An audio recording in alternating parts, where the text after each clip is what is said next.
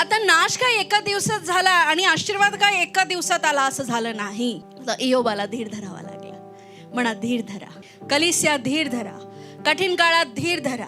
कष्टाच्या काळात धीर धरा. इयोब आपल्याला सांगतोय धीर धर. हालेलुया.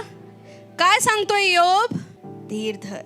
विश्वास टिकून ठेव आणि देवावर अवलंबून राहा. परिस्थिती किती खाली जाऊ द्या, मी तुम्हाला सांगते, किती खाली जाऊ द्या, कधीच आपलं जीवन काहीच कामाचं राहिलं नाही असं बोलायचं नाही.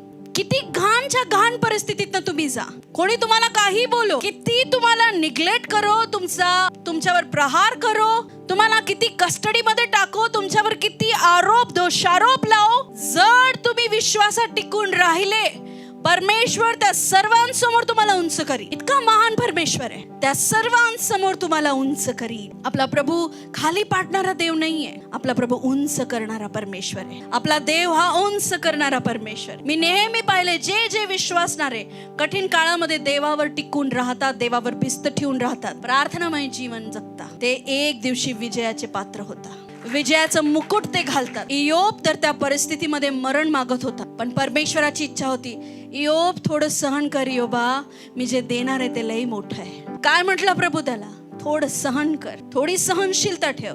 आणि इयोबाने ती सहनशीलता धरली आणि त्याचं जीवन त्याने प्रार्थनेतच घालवलं.